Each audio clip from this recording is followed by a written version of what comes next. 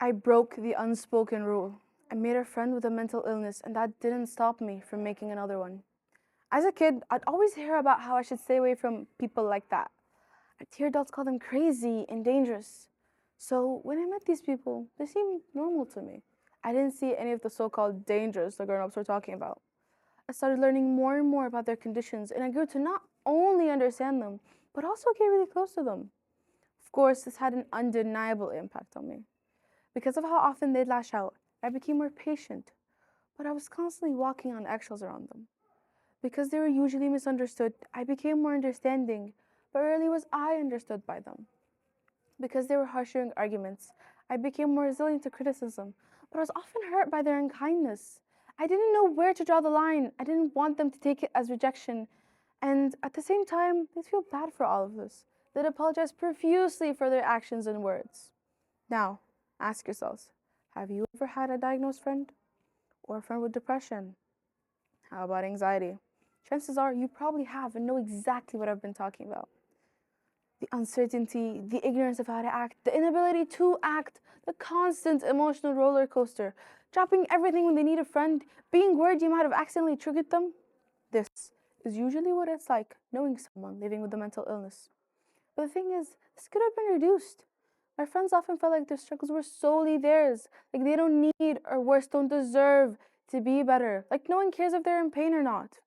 Feelings of worthlessness, as can be seen in the DSM 5, are a common symptom of many mental health disorders, such as borderline personality disorder, bipolar disorder, and major depressive disorder, to name a few. According to the National Library of Medicine, this internal struggle with self worth can create barriers to treatments. What my friends may not have realized is the ripple effect their struggles have on those around them. It's not just their burden, it's shared by everyone around them. When someone with a mental illness lashes out, the, when someone with a mental illness lashes out, it doesn't just hurt them. It, it creates waves that crash into everyone in their circle. I know because I felt these ripples. I lived them. When someone with a mental illness lashes out, the impact doesn't stop with them. It affects their loved ones. My friend's mom would frequently be the victim of her daughter's outbursts. She'd yell and scream at her mom, not maliciously, but because she genuinely couldn't control it. And in the aftermath, she'd pin the blame on me. Those moments were like a knife twisting in my chest. Her words were sharp, her defensiveness cut deeper than she could have ever known. I tried to hide the hurt, but it always bled through. My mom would notice, and her own heart would break as she watched me struggle. My friend's pain didn't just ripple through her own life. It crashed into mine, into her mom's, and even into people who had no connection to her at all. It was a cycle of hurt that left no one untouched.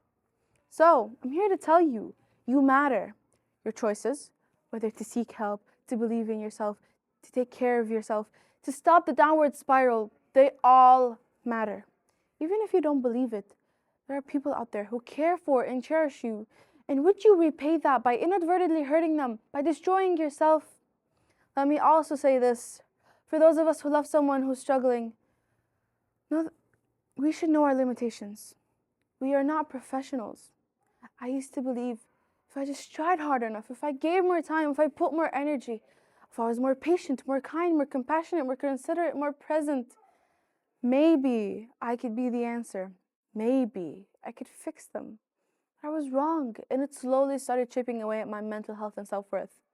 The fact is, no matter how much effort I spend, I'm not a therapist, and neither are you. We aren't equipped to help them. We can't hold ourselves accountable for someone else's healing. Learning to set that boundary doesn't mean rejection. It means I believe in their strength, even when they can't see it themselves. It means I trust them to take ownership of their own healing. It means I trust them to take ownership of their own healing, even when they believe they can't. And that faith, that belief is sometimes more powerful than any support I could offer. Easier said than done, though. So I kept asking myself, how can I be there for those that I care about without losing myself? How do I end the self-destruction, both mine and theirs? How do I end this hurtful cycle? I used to believe if I was always available, always strong, I could be the lifeline that they needed. But here's the truth. Running myself to the ground didn't save anyone, it just broke me. I couldn't spend time and energy on my friends if I had none to spare. Taking care of myself isn't selfish, it's survival. It's the foundation that allowed me to show up, not as a hollow version of myself, but as someone grounded, present, and capable of real support. I had to, I had to, I had to remember that I wasn't abandoning my friends by taking time for myself, that I was making sure I could be there for them in a healthy and fulfilling way. It took me years to realize that taking care of myself was the best thing I can do for them and for me. There was a time when I believed that my love and patience could be enough to heal the wounds that they carried.